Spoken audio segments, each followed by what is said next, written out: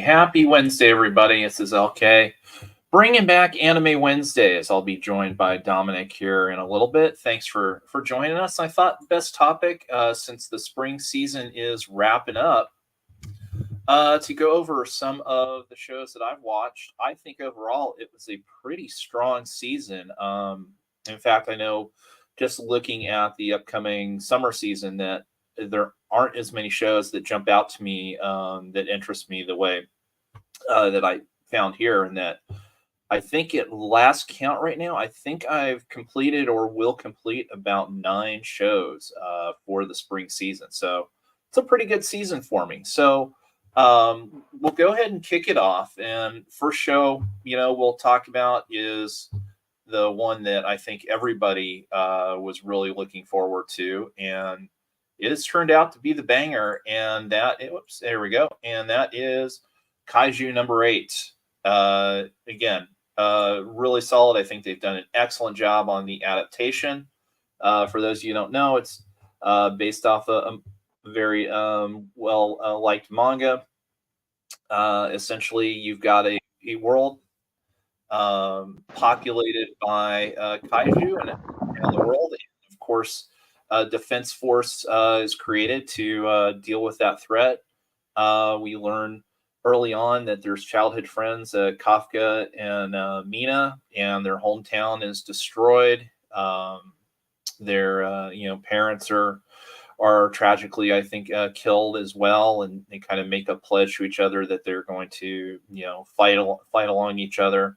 Well, as we find out, Mina has become this terrific fighter and is the captain of the force here. And that Kafka has failed multiple times at trying to get into the defense force, and instead is working on a kaiju disposal team.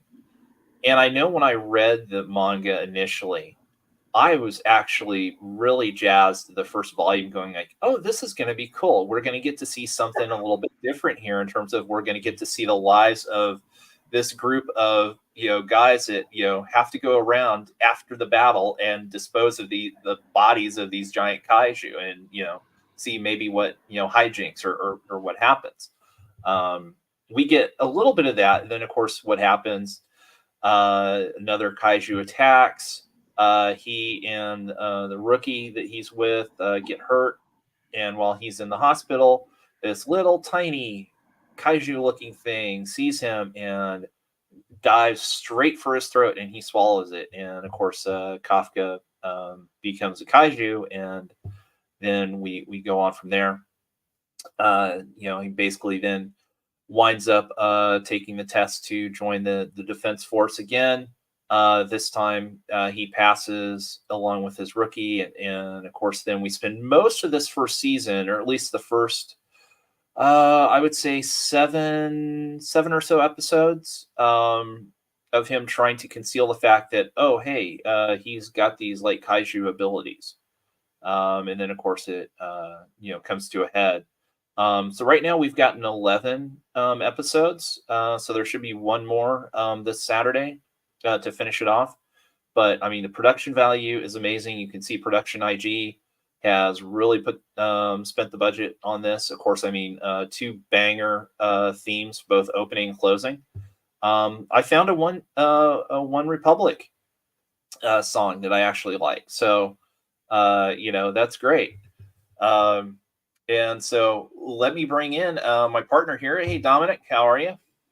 Hey, I'm doing very well. Okay, I tried to get here earlier, but some last minute stuff occurred, so I had to take care of it. No problem. No problem. So just talking about, just let off here with the first one. I just said my overall thoughts for the spring season, I thought were pretty strong. I've got about 7 shows, that I can talk about. I think I'm going to wind up completing 9 here in like the spring season. There's a couple that I'll probably follow up later. All right. I thought there were some really, really strong shows in the spring season. What are your thoughts? Well, I'd say in spite of a few like adaptations as well as original anime series that were either okay or stinkers. Well, overall, overall, the spring season of this year is really strong, especially with like works such as like Kaiju number 8, as Delicious and Dungeon being adapted into so far really solid adaptations of the respective manga series.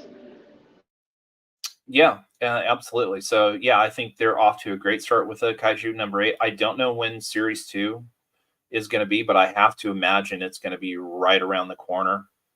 Because I don't think it's continuing this summer. I think there is a time period in there. I mean, I haven't studied the summer schedule yet. Um, but yeah, I mean, we'll definitely get a second series of Kaiju number 8. Uh, yeah. So, Oh yeah. do you have any thoughts on what you've seen from Kaiju number 8 so far? Well, I can't say that so far the studios, no, still studio responsible for adapting the manga into an anime series. Like they're doing a really good job of not only like being faithful to the source material, but also expanding on certain aspects that were covered in the manga, but they actually fit and doesn't detract too much from it, such as after like the kaiju like flew into him and turned him into the titular kaiju number 8. And yeah, like for a while he was able to keep it a secret, but eventually members of his team as well as the head of the organization will as well as Mina will learn the truth about him being kaiju number 8. I'm not going to spoil it because well that is a spoiler for what's going to happen later in the manga as well. Yeah. Well, so I mean, episode 11 ended off with him if you familiar again with the manga, with him facing the general basically. So that scene, or the Oh yeah, director of the defense and that actually force. remains one of my favorite moments from the manga. Yeah. Yeah. So yeah, it's been really solid. So I'm really happy Hmm. that that you And see the production yeah, I would value. say he was able to gain the director's. Yeah. Well, sorry, Dominic, you cut out there.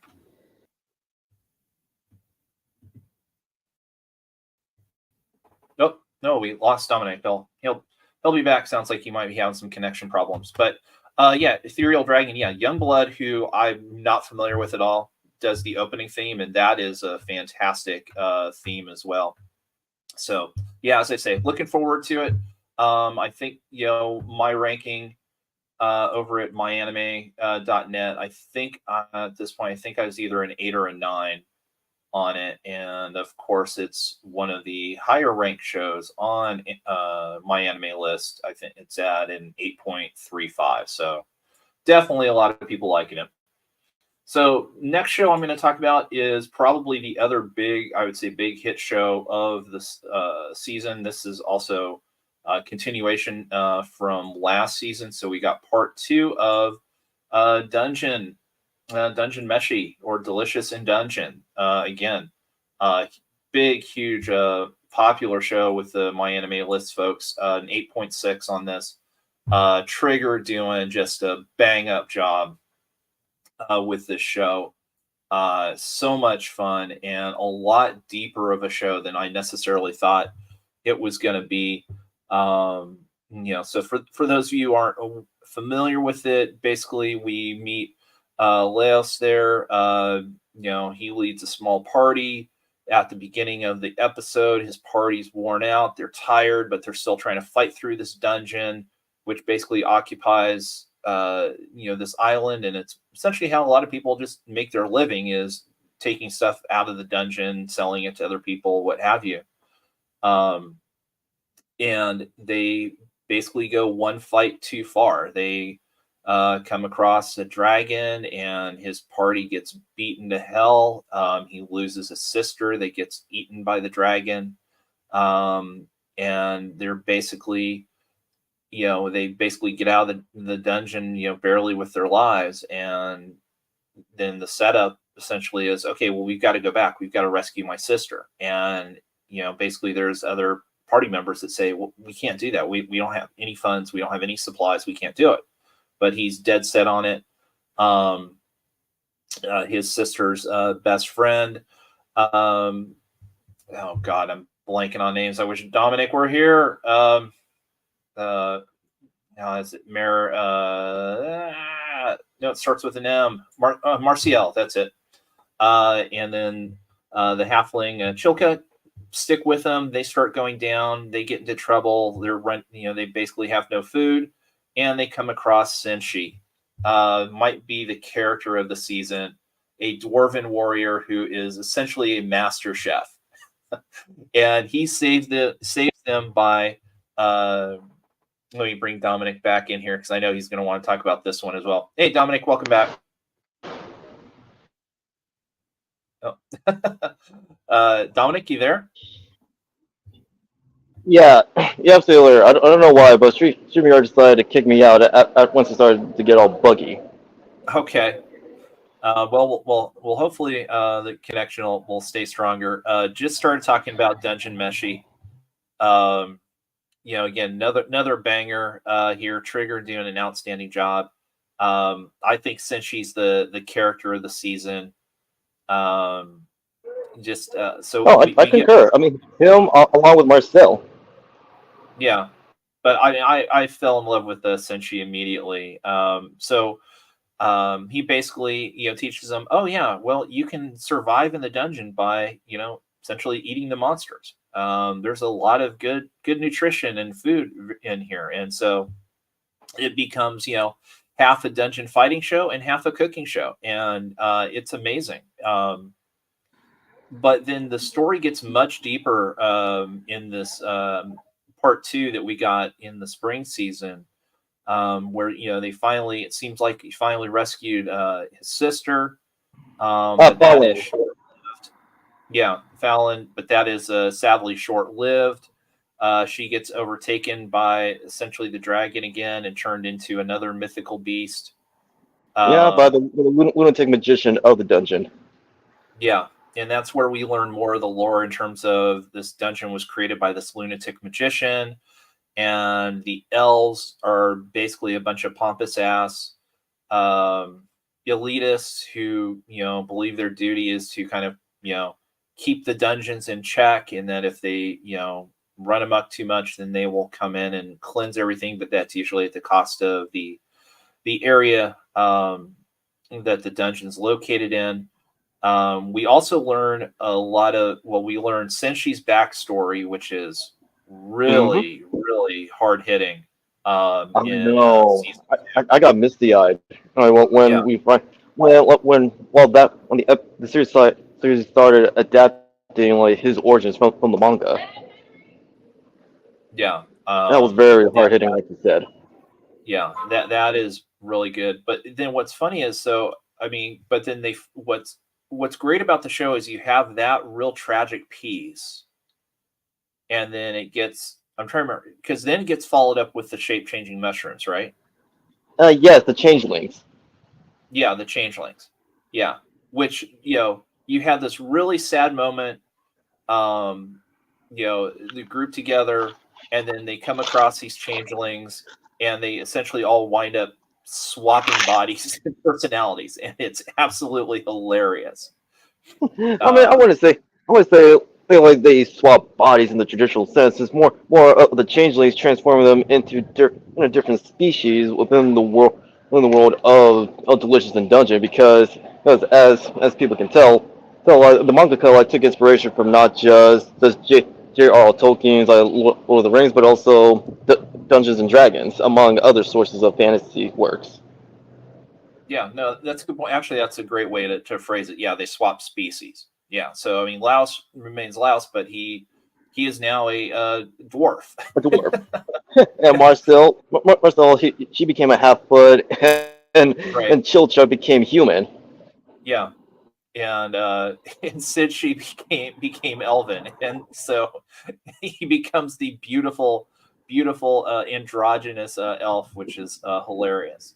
However, he's so recognizably a guy, whereas whereas our resident cat ninja, she transformed it into a dog man. In this case, a dog woman. Yeah. Okay.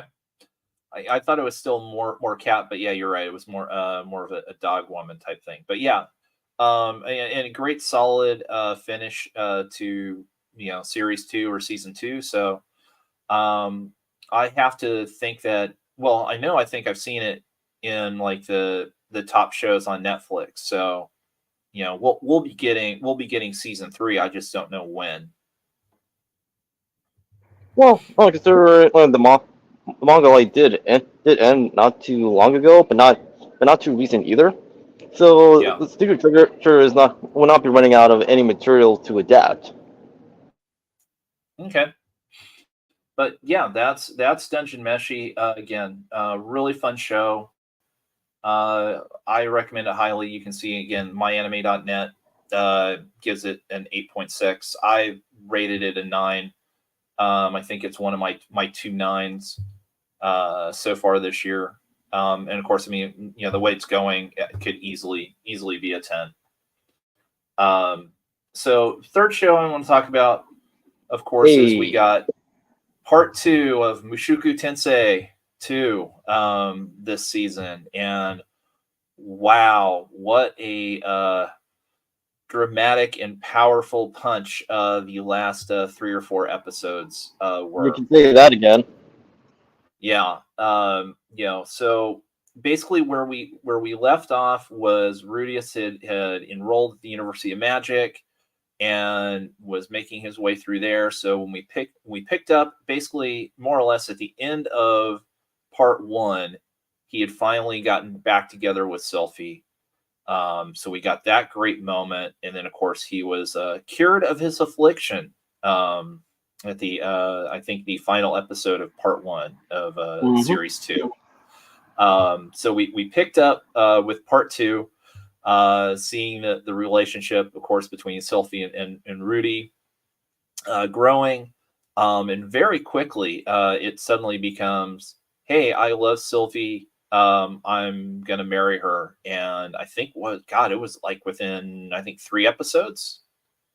I think within the first 3 episodes, they were married, and he had Yeah, bought a yeah, first week. huge mansion. Um, and so everything's going great with that. The next thing you know, he gets a letter from his father, who's out traveling, trying to rescue his mother from the clutches of the sorcery that has befell her, and says, "Hey, I heard that you're set up. So can you take care of your two sisters?" And so suddenly, two sisters, and basically one that he barely knew, that I think before the great cataclysm that threw that kind of destroyed his world, and threw him halfway across the planet. And then another one that didn't know him at all, um, you know come to stay with them, and you get that really interesting family dynamic. And you have the one who's basically the daughter of the maid, instantly wants to become their maid. She's got no problem with it. She's all happy. The other one is very unsure of it, doesn't want to be there, doesn't trust Rudy, as we saw, earlier in part one. When they first met, she disliked him immediately because she thought that Rudy had abandoned the family and things like that. But we get some great moments in there. Really, really strong character development for the one sister, and I wish I was better at names or remembering things here. But yeah, so we get that takes us up to about a little over, I think, the halfway point of part two, and then he gets another reveal, another revelation from I'll call him the trickster god that reincarnated Rudy from his neat status in the first place, telling him that something's going to happen and you're going to have to make a choice, and you should stay. And Of course, Rudy ignores it because what happens? He gets a letter from his father telling him that, hey, I need your help. We have reached the final temple dungeon that we believe your mom's in. And essentially, all hands on deck. Um, so he travels to go help his father, despite the fact that at the same time he learns that Sylphie is with child. So he's about to become a dad. So it's that classic. He gets torn between, well, do I stay here and, basically wait for the child and be a father, or do I go off and help my father? And, he ultimately makes the decision that he has to go. He has to help his dad. And so we play out the last third. And, he finally reunites with Roxy, who was his mentor at the early age and teaching him how to use magic. And then it's just a very, very bittersweet arc with the show. And Oh yeah. yeah, it's great. How would you, I guess, how would you describe it if you were trying to recommend it to somebody? Say somebody who likes X would really enjoy this show. All right. Well, let's say if you enjoy Berserk with themes of not just like responsibility, but also like enduring hardships, but rehabilitation, redemption, and so on. I think you would enjoy Mushoku Tensei because it focuses more on rehabilitation because Rudy he has went through a lot. I mean, before went into the fantasy world, he went through a lot, which caused him to become a shut-in the first place. So when the Mhm. trickster god transported him into the fantasy world to give him a new life, he decided to not waste the second chance and become a better man. Yeah. Well, I was thinking, too. It's like, okay, if I've got a friend who really liked Game of Thrones, what would you recommend? Would you recommend this show to them? Well, I'd say I mean, with Mushoku Tensei, it's more hopeful and uplifting, in spite of the bittersweet sweet vibes, which is Yeah. unlike Game of Thrones and A Song of Ice and Fire, which is more cynical when it comes to fantasy. Right. But I guess I would say, I mean, there are some similarities in terms of, I would say, like the setting. And I mean, honestly, I mean, some of the brutality. I mean, this show does not pull punches. In terms of, people in peril and things that happen. But yeah, if you like the kind of the sword and sorcery type stuff, the fantasy setting stuff, um, I can't recommend the show, highly enough. Again, it's an 8.4 on my anime list. So it's very well received by the anime community. Oh yeah, and once the series once the season does come to an end, if you want to know more about what happens to Rudy and the crew, you can always read either the light novel or the manga adaptation, which is very faithful to the source material. It's also worth mentioning that in part two of Mushoku Tensei, Rudy also learns that there is actually another person from back in the human world who was also transported, like Naobara. However, unlike Rudy, she actually wants to go back home because she actually has a life. She didn't die like Rudy. Yeah, she got sucked through a portal. Let's see. Oh, Shizuka. Um, yeah, and so she's working at the University of Magic, trying to recreate the portal to come home, and it basically it's just gotten more and more depressed with every failure that occurs, and then at first she's really spiteful. Well, I guess spiteful or just negative towards Rudy because Rudy's embraced it, and she more or less kind of hates it, but he slowly is able to kind of bring her along and forge this friendship, and ultimately it's some of the things that she's learned that help help Rudy get to his father faster than would have otherwise been able to. Yeah. Which But it's ultimately, if you look at how that storyline plays out, was very important because if he had to go the long way around, it's a much different thing that happens in uh, you know in that storyline. It's also like beneficial for Nagabaro because as Rudy doesn't want to see her go through like what he went through before he got transported into the fantasy world by the trickster god. Right. Yeah. So, any other final thoughts on Mushoku Tensei? And give it a shot. Either read or watch it. You will not regret it. All right. Let me see which is the next show here that I've got teed up. Ah, yes. Bartender Kamino Glass, or Bartender Glass of God.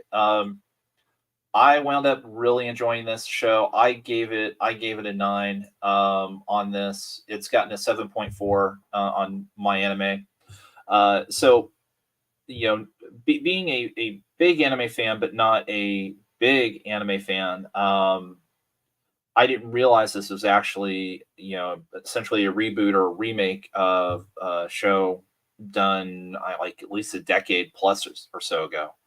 Um, but when I initially had seen the trailers for it, I thought it was going to wind up being a lot similar, like possibly like a Hell Girl or something where you'd have these vignettes where every week it would be some poor person going into this mysterious bar and slowly being drawn out by the bartender what their problem and issue is, and he would give them this glass of God, which would expose and either solve their problem, good or bad. I was thinking it was going to be something like that, and of course it turns out to be completely different. It's actually a regular kind of story, but nonetheless fascinating, because you do have little like sub stories throughout there. um, but essentially the baseline of the story is, you've got this fancy hotel in Tokyo that's about to open. The chairman has one thing that he's demanded. He wants to have a special counter bar at his hotel, but it has to be the perfect bartender in order to run it. And so um, a group of people are tasked with basically trying, kind of the running the food side, are tasked with finding this bartender, and they come across uh these one bartender, and Ryu at the Eden Hall bar, and immediately they're blown away by his skill and his attentiveness. And so they say, oh, we want to recruit you, and of course he declines, and they can't understand why he continues to decline this invitation. And essentially, slowly over kind of the rest of the episode, we start to understand what his motivations are. In this case, why he came back from Paris, where he had been the lead bartender at what was referred to as a Sky Bar, essentially a very fancy, popular bar at the top of a expensive hotel in Paris. And how he's reconnecting, and we get to meet this different cast of characters. And one episode is more or less in paid advertisement for Santori whiskey, which was just great. But yeah, it was a fantastic show. It was a great show to just put on at the end of a long week. That was just a very kind of just relaxing show. Cocktails look fantastic in the show. I know it made me go to my bartender's book to see, okay, what cocktail is this, and how can I make it, and different things. Yeah, and it ends up with a story. I think it's just going to be a self-contained 12 episode. It had a nice, satisfying finish to it. Yeah, the chairman, yeah, is on the right hand side of the screen. This gentleman over here, yeah, it turns out one of the people trying to recruit is his granddaughter, and of course we learned that story between the granddaughter and the grandfather, and what happened to her father. Yeah, it was a great show. Dominic, did you get a chance to see this one at all? Uh, I haven't finished this particular series yet. However, from what I've seen so far, alright, it is definitely only worth the watch, even if you are not a drinker of alcohol or wine. You can at least appreciate the process of making like cocktail beverages and so on.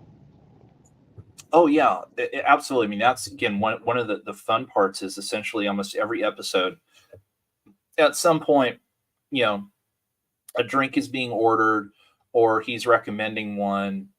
Um, and then you get to hear the backstory or the origin of this cocktail and the drink, and that little just history nugget is just another thing that I just absolutely loved about the show. And again, what's great about an example with this show and great in general with anime, because again, so often we come from it from a Western perspective. Oh, it's animation, it's cartoons, it's for kids. This show is not for children. This is an adult show that if it were live action, it would be a Netflix drama, or it would be on A&E or HBO or HBO Max, and it would be targeted to you know late 20s, 30s, 40s, 50-year-old people. It's that adult of a show, and that's Hmm. the beauty of anime for me, because hey, I'm an old guy. I fully admit it now, I'm an old guy, and I still love this stuff because yeah, that you could certainly say that Kaiju number 8, yeah, that's going to appeal to to teens and what have you. You know Same for Dungeon Meshi, even though there are some very adult things that are going on in there. Mushoku Tensei, Exactly. that's an interesting Yeah. one because yeah, the art style, you could definitely say I could see like my teenage self watching that, but I'm not sure I would appreciate it until I was say in my 20s or 30s. Um, Whereas Bartender Coming to Glass, that is 100% an adult show. And yeah, I just loved it. It was like just like slipping into a nice comfortable pair of slippers after the end of a long week watching that show. So Yeah, yeah, I if you hear you. get a chance, I would definitely check it out to finish it up. Oh yeah, yeah. I will more certainly finish this series, and I'll like adding into your previous point. Well, with not just with Japanese animation, but with manga and light novels.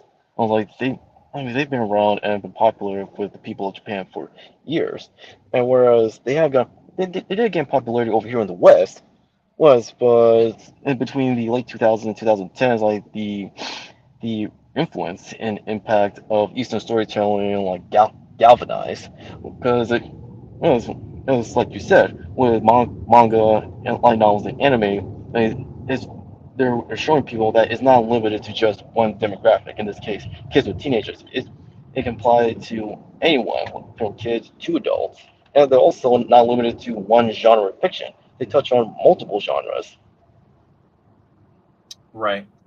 Yeah. And shoot, what was I just gonna mention? Or now I'm just suddenly just blanked on it. Um, yeah, no, it's as I say, it was a really neat show.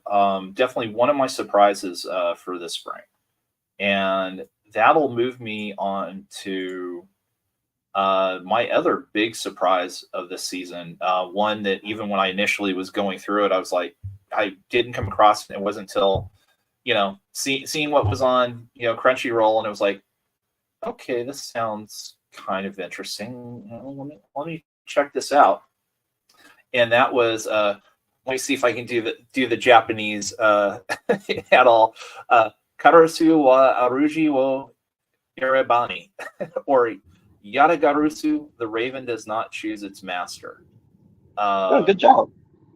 yeah, well, that's close. Hopefully, I didn't offend too many people with that. Um, if you were a fan of watching Japanese period style shows of like the various imperial periods, Or but read them. you want a little bit of like a fantasy twist to it, or I would say actually if you liked a few the past season if you watched Apothecary's Daughter, and you like the Oh, set yeah, the now. Apothecary Diaries. That is a solid Yeah, series, both Apothecary's the manga Diaries. and its Yeah, anime adaptation. yeah. If you like that setting, then you need to check this show out. Um, so I'll just kind of read the synopsis here from my anime list here. That it's a story set in an alternate world called Yamauchi, ruled by the Yadagarusu clan, who are able to transform between human and crow forms. Yukiya, a beautiful and eccentric boy, is chosen to serve the young prince. And while encountering various events in this conspiracy filled imperial court, he forms a strange master servant relationship with the young prince. Um, Again, I'll say this: if like both those period style shows, if you like kind of political intrigue style shows, for instance, again, if you like kind of the politics of Game of Thrones, this is a fantastic show to check out. So basically here these are our two main characters. This is the prince over here, and he's a special type of prince. Blanking on the Dietsu, essentially style. And so, first we think there's kind of this rivalry or friction between him and his brother because he's the younger brother, and so he's passing over his older brother type thing. And then we have Yukiya here, who's sent to basically be a servant. He agrees to it for a year. He's not really enthused about it. He comes from the northern province, but they start developing a relationship, both because they have their own kind of enigmatic ways. And then you have the whole political intrigue side, because essentially this first part of the season is essentially all about he is supposed to choose a new bride or consort. And so you have at the I'll call it the Central Palace. I forget what the full term is. You have essentially representatives from each of the four provinces: northern, southern, eastern, western, and you have them together with their entourages. So you have all of that byplay of the various women kind of vying for affection, even though he hasn't visited them yet. He stays away while other political intrigue is going on. I just fell absolutely in love with this show in terms of, I thought the animation looked fantastic. I loved kind of the political intrigue of it. I thought it was smartly written, even if I didn't fully necessarily understand what was going on. And then, so the show hasn't concluded yet, even though there's been 12 episodes so far. I think it's scheduled for either like 20 or 24. And so the last episode just left off on a major cliffhanger as the prince finally arrives to meet the consorts, and he kind of goes down the row one by one of going, well, if I choose you, then you're going to have to do this, this, and this, and they wind up more or less kind of making a decision for themselves and choosing a better path for themselves. And I don't want to give away too much of it. And then of course we get another nice surprise cliffhanger of what might or might not be going on. But yeah, I absolutely loved it. As I say, I mean, part of the time watching it reminded me of when I was young, and every once in a while my dad would turn on. There was a Japanese language station in Sacramento, and watch some of the old black and white Japanese period style imperial shows. Oh, And all so right. I got that vibe a lot. So yeah, I really enjoyed the heck out of the show. Hmm. Well, I'm gonna watch this myself, but I will definitely check this out. Especially, only I will say like adding to your pitch. So if you're a fan of the slight instances of political intrigue from the manga series Rurouni Kenshin, as well as the historical fantasy of Inuyasha by Rumiko Takahashi, then you will most definitely love this series. Mm-hmm. Yeah, that's definitely good too, and it's also just kind of fun too in terms of you're getting all this political intrigue, you get sucked into kind of like this seeming historical period thing, and then you know one of them will start running and transform into a crow and fly away. It's like, oh, okay, this is cool. So you get just that little bit of a fantasy element to it, if you need that in your shows. So let's see. Moving on, I'm going to move on to yes. One of the other fun things with this spring season is we got the return of Konosuba. In my opinion, we still have one episode left to go in the season, but for me at least, it has not disappointed. Coming back to Konosuba after at least a year, if not two. I know it's been a while. 2 years. 2 years. Okay, yeah. Was fantastic. And I mean, basically this time around, there were essentially really two plots in this season. The first part of it was kind of our introduction to, well, more or less, I mean, the whole thing's kind of introduction more to the royal and noble aspect of the world that Kazuma finds himself in. But the first part, essentially, we get introduced to the royal court and we see the young child princess, and she meets Kazuma and the gang and falls in love because, oh my god, they get to have fun. And so through darkness, because a reminder, she is a noble, and they come to the court, and all kinds of fun and hijinks ensue. There's a body swapping thing that happens that is pretty enjoyable. And then we get the second half where essentially we find out that Darkness's father is in debt to this awful noble, and he offers to erase the debt if Darkness marries him.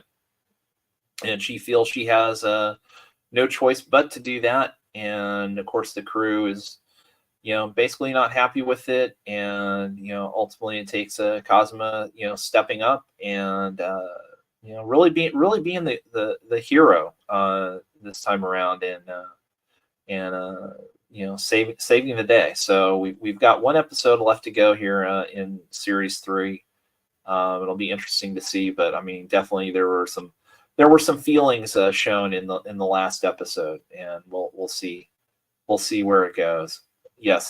The evil noble is a fat, middle-aged, very portly man who's been behind the machinations, and also we discovered too that the reason why Darkness's father was thinking he was ill and at death's door is because he had a curse laid upon him. So. But great fun. It was just a joy to come back to this group of 4. Again, just the great dynamic between them, and I just always wind up at some point chuckling and having a big smile on my face when I'm watching this show. So, Yeah, Dominic, I was gonna say, like, he's got, like, Kazuma and his crew, like, they may be a ragtag bunch of misfits, but they actually do their best as they work with what they had, as they travel around doing the right thing as a group of adventurers. yeah. Well, what was interesting about this season or series, however you want to term it, is there wasn't really a lot of adventuring with it. Basically you had the first part, which took place at the royal court, and then you had the second half, which was essentially about Darkness at her father's mansion and dealing with all of that. So there wasn't a lot of going out someplace and slaying a dragon or something. Oh, it was actually only very, very character driven. Yeah. But again, I enjoyed the heck out of it. 8.45 score on my anime list, so I think they did a good job again. So hopefully it won't take 2 years for us to get series 4. Right. Yeah, ultimately, it's one of the issues with pacing. Like, the adaptation of Konosuba is still going on strong. Oh, that's definitely good to hear. So, two more shows that I want to cover. Oh yes, mysterious disappearances. I Yeah, love. I I love this manga series. yeah. Well, the anime series, again, this was one initially wasn't on my radar. I kind of read a little synopsis of it. And I'm like, okay, this sounds kind of cool. Let me check it out. Hopefully it's not like dark horror. And no, it's a very light horror. Uh, and I had a lot. I really enjoyed this show. We'll see. We'll see what happens. The final episode of the season dropped today. So, surprisingly, it's only getting a 6.8 from the MyAnime list folks. So, um, but yeah, great stuff. I mean, so just for those of you who don't know, the synopsis is Sumariko Ogawa is a busty bookstore clerk who wants to become a novelist after some writing success in her youth. When strange things start cropping up around the city, she teams up with her flirtatious coworker Ren Ashino to look into them. But is Ren hiding a secret of his own? And with their combined skills of occult knowledge, what will they discover as they investigate? Um, yeah, and so yeah, they basically kind of form this partnership a little bit. The first episode, Sumariko gets sucked into it because she gets kind of exposed to one of these mysterious occurrences, um, and that kind of leads to fun little hijinks and Hmm. things throughout the show. Almost to the point where, as I sit here and think about it now, it's almost. I'm going to say almost a little bit like if you've ever played any of the Shantae, half genie games. I don't know if you're familiar with those or not. I'm familiar with Shantae. Okay, yeah. Well, Yeah, I played the game. she essentially kind of winds up with this power, where she's able to turn into a child version of herself. Or a Uh, teenager. child or teenager. Yeah. Well, at first it's a child, and then figures out, oh, I can do in the teenager part too. Um, and so it just kind of reminded me of like having this video game character that had this ability that depending on the situation, what was needed, either become a teenager or become a child to get through whatever section of the game, and then pop back to their normal self. But yeah, really strong. The one occurrence that was really fascinating and definitely was real interesting commentary on like today's society was the VTuber piece. If you're familiar Mm. with that piece, Yeah, yeah, yeah. essentially where a Well, VTuber personality comes to life on its own because the person that was running it announced, I'm sorry, I have to end the show. And basically the will that the desire of the fans you know made it possible for the kind of the VTube to come alive on its own. Then that has some negative consequences to the fans. And really interesting show. Yeah, I like, so I really liked it a lot. And as I say, I mean, I would be, I'm satisfied if we don't get a series two. I think I'm going to assume that, with the manga, that it does continue from where we end the season. correct. Um, because obviously I would like to know a little bit more about what happens to Ren's sister. Um, uh, is it Ono? Yeah. Yes. Oh no. Um, so yeah, if you like kind of light horror, more kind of like Urban say fantasy.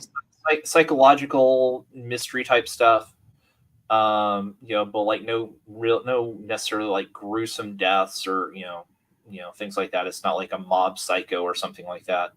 Yeah, definitely check this one out. I enjoyed it a lot. It's also not like it's not like Monster or Yu Yu Hakusho, because like you Yeah. said, it is light on horror and more urban fantasy. But you can also can't help but to empathize on Orko because she started out as a successful novelist like at a very young age, but then as she got older, older, she started to not get enough work as she and like her well of inspiration just started to dry up. What I remember when I first like read it and eventually watching the adaptation, it reminded me of what's been happening to not just novelists but veterans within the comic book industry. Like they were at the top of their game, in the show they still got it. However, they've essentially been tossed out for the young blood.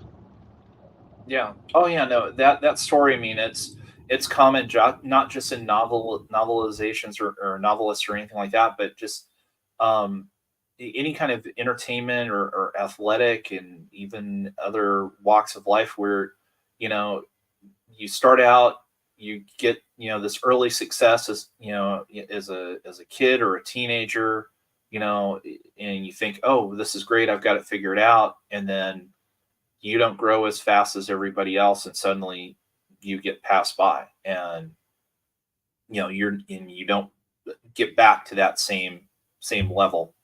And how do you live with that? How do you deal with it? um, yeah, and that was basically really kind of like what the first three episodes were about. And yeah, good stuff. So the last show that I wanted to highlight was a just fun. Every season, you got to have a fun, just goofy, dumb show that you like. And for me, it was Hinjin no Salad Bowl, or a salad bowl of cuckoos. And yeah, this was one I did not, or sorry, a salad bowl of eccentrics. I know where the cuckoo part came from. I think I was thinking of something else. Um, and this is just a dumb, goofy show that just made me chuckle and smile every time I watched it. And the basic initial premise is you start out, you see Princess Sarah in this other world. She's with her Lady Knight. The evil sorcerer has killed her father essentially, and is basically wreaked havoc and taking over the land. And she's forced to flee, and there's this huge portal at the bottom, and they both jump into it, not necessarily knowing exactly what's going to happen, and they get separated and transported to essentially our modern Japan. And she comes across, gets discovered by Sasuke, who's an impoverished detective, and they kind of just get together, and she kind of not to say forces herself on her, because that sounds bad, because essentially she's essentially like 12, and I would say he's probably in his mid to late 20s. So it definitely becomes a father-daughter type relationship. But she's just the prim and proper kind of princess type thing, and she just kind of quickly adjusts to modern life in Japan, and then you just have all these fun hijinks. And then you have the secondary story where her night, as I said, they get separated. She lands, doesn't know where she's at. She essentially wanders and finds a homeless camp, and gets helped out by this one guy who's homeless. And so she's doing that, and then is trying to do the occasional odd job here and there, none of which she's very good at, because she's essentially a knight all of her life, and those skills she hasn't found what that translates over to in modern Japan. And she winds up getting invited to a cult she wasn't aware of, and of course they see her immense physical skills, and the cult leader, who's basically looks like this young, like this little 13-year-old girl, becomes infatuated and thinks that she's the second coming of the deity that they're supposed to worship, and plots to figure out how to bring her into the cult, and just other stupid hijinks. It's a dumb fun show.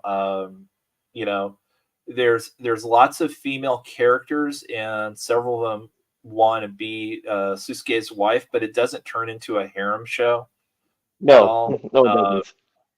The other fun thing is, of course, we find out that yeah, he's a detective on his own, and that's because it's his father that runs this big fancy detective agency. But when he saw some of the things that the detective agency had to do, he didn't want any part of it. And so when Sarah realizes after some things that she wants to go to school, she wants to go to school in Japan. It's like, okay, well, we've got to figure out how to forge a birth certificate, and ultimately goes, okay, God, I'm gonna have to go see my dad because he's the only one who's going to be able to help us with this.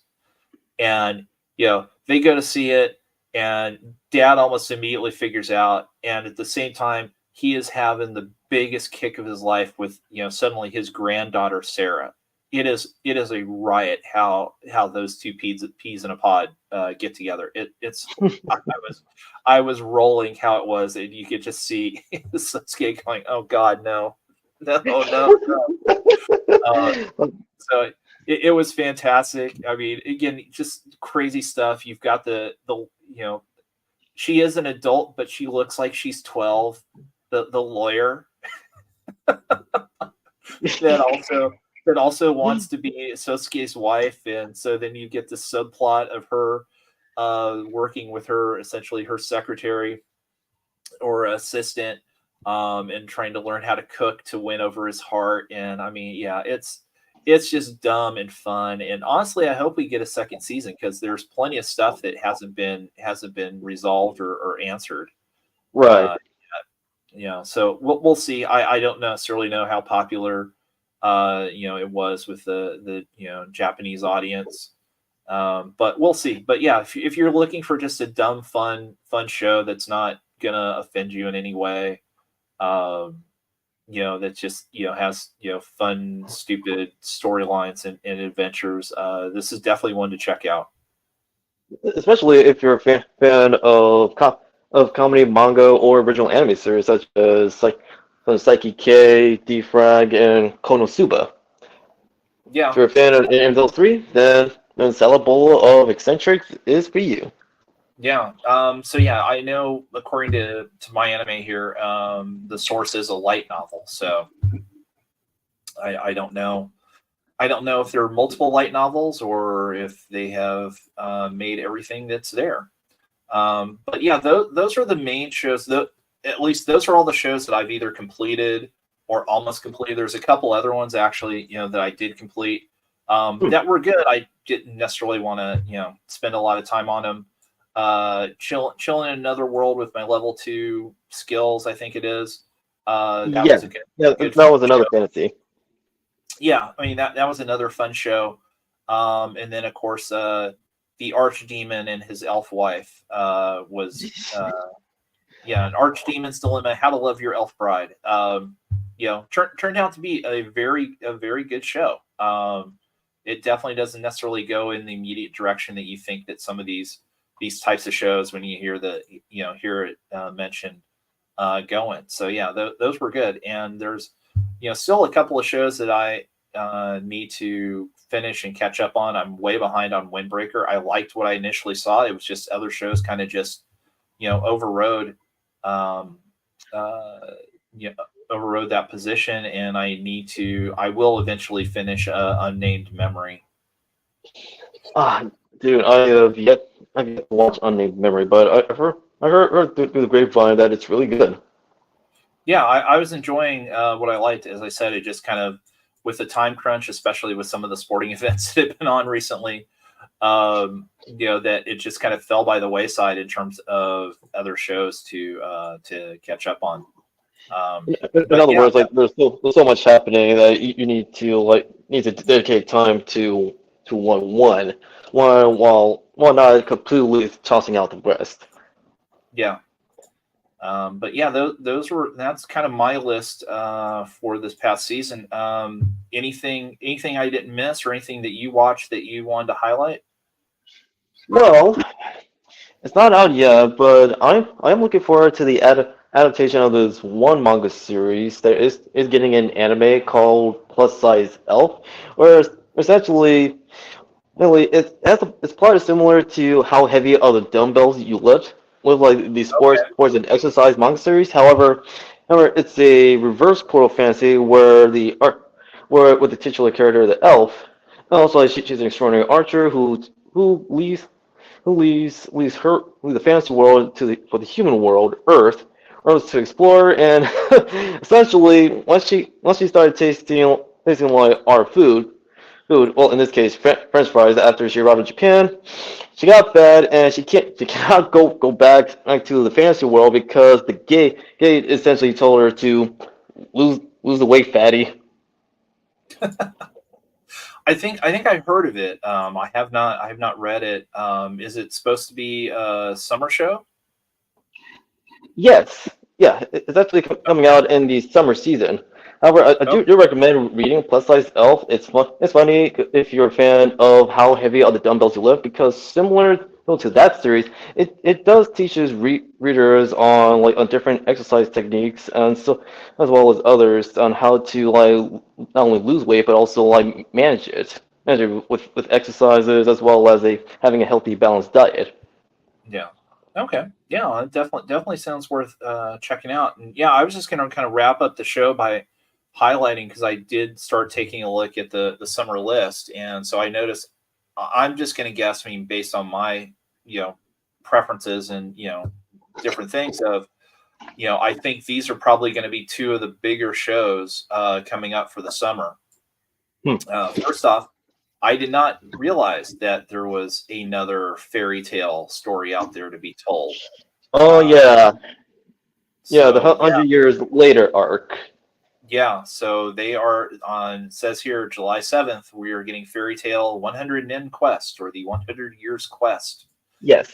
So all of our favorite characters, it looks like, are coming back. Natsu, Lucy, Ezra, or Gray. Urza, Gray, Wendy, and the rest are coming back to embark on a new quest. So we'll see how that is. And then definitely, yeah, it'd be curious. I wonder if this is a bigger deal in the Western audience or in the Japanese audience, but we're getting the Isekai Suicide Squad. So this is being produced by Wit Studio. And essentially, it's the Suicide Squad gets sent to an otherworldly realm that's connected through a gate. So it's going to be swords and magic with the Suicide Squad, and it looks like the lineup's going to include the Joker and King Shark and Harley Quinn, and I'm not Peacemaker, and I'm not sure who else. Um, but we will see how this one goes down. I mean, I'll definitely be checking it out. And I think, did I see it on the list for Crunchyroll, or if because it's Warner Brothers, it might be an HBO Max show. I'm not sure. It's going to be one of those two. It's not gonna Either appeal or. to a secondary source. But yeah, I mean, otherwise, looking through, I there was nothing that really jumped out for me summer wise. Going, oh yeah, I've got to set aside, you know, this day to watch this show. So we'll see what happens. It might be an opportunity for me to kind of catch back up on Right. on on some old shows, or certainly finish off some spring stuff. But yeah, anything you wanted to throw out there before we wrap things up and sign off for the day? Yeah. So, if for any martial arts fans, that's besides sports, Hajime no Ippo, the anime adaptation of the manga at least, it's actually on Netflix. So if you have not seen the adaptation, or you have seen it before but you want to catch up to see, well, or rewatch to see how it holds up, go ahead.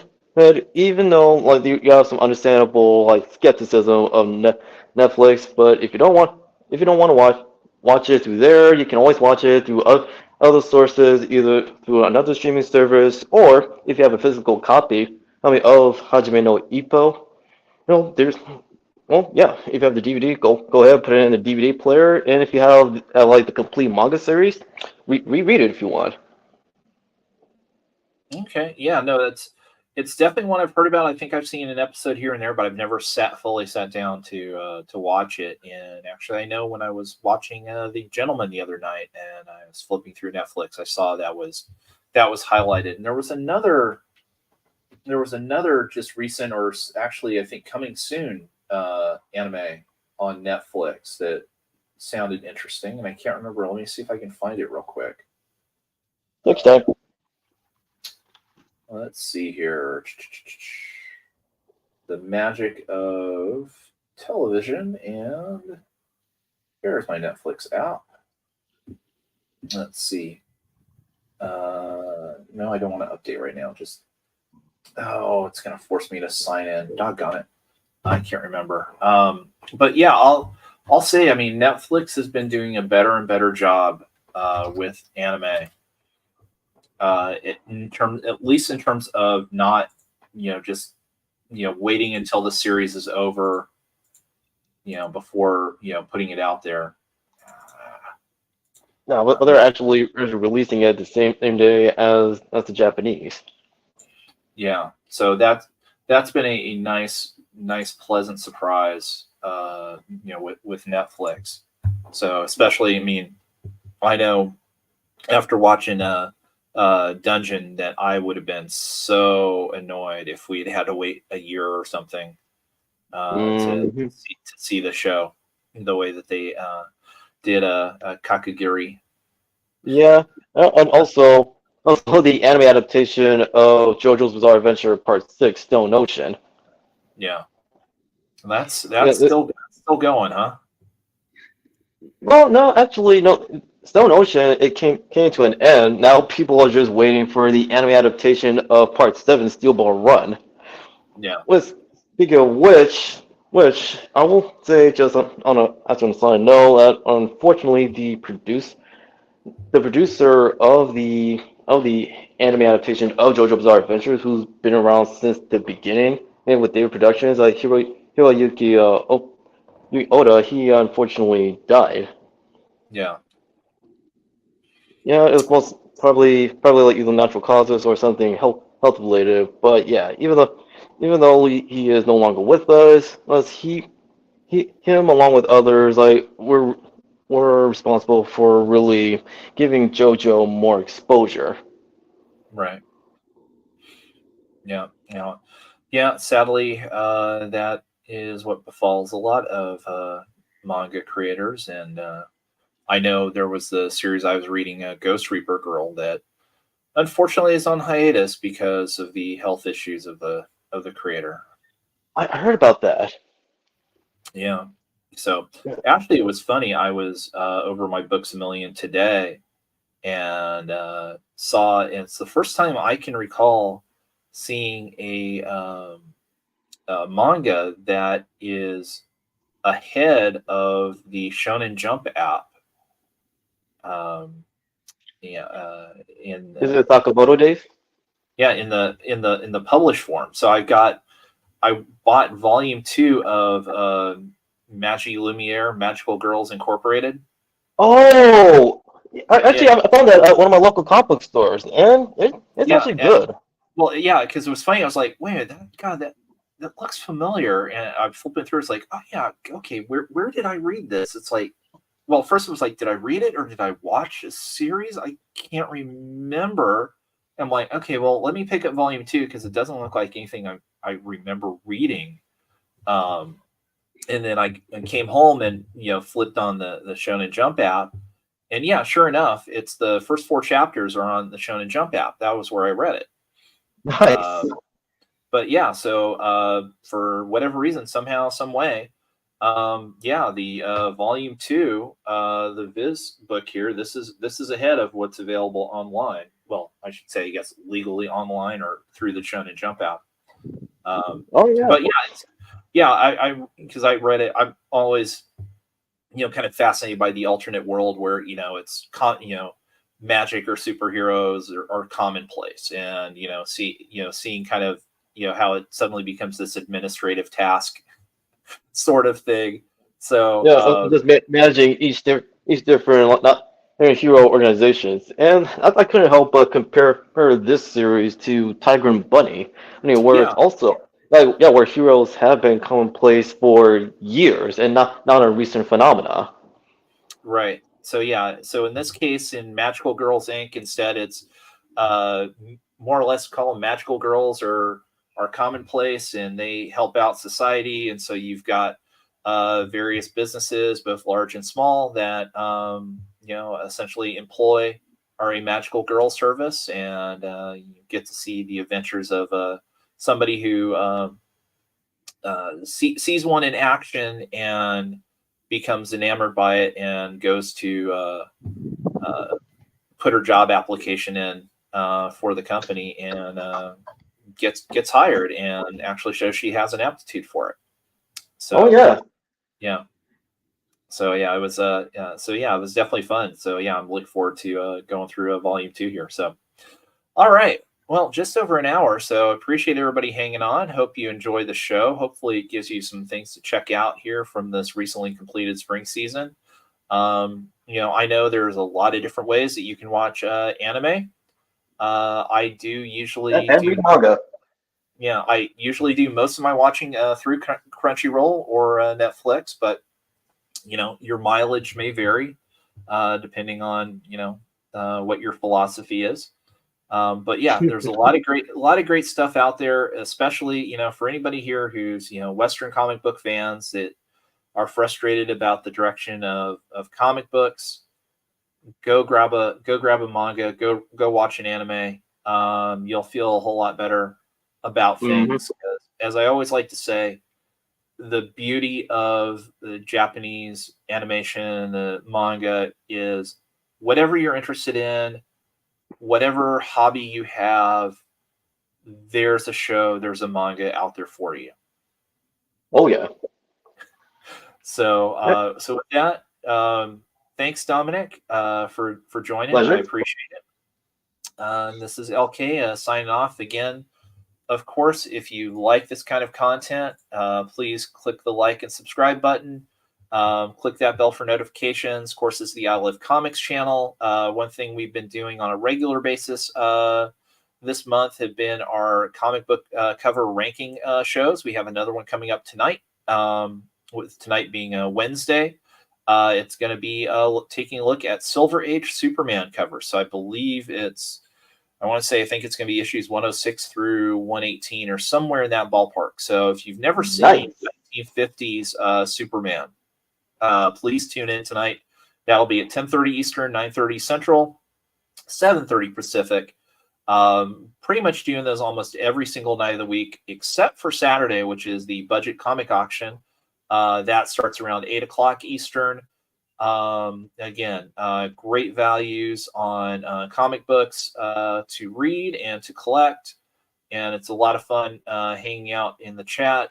We have a great time on those streams, so I hope you can join us on one or more of those streams, and we appreciate it. And if you do want to help support the channel, there is a Ko-Fi link scrolling across in the banner. Please, if you can, drop $1 in the till.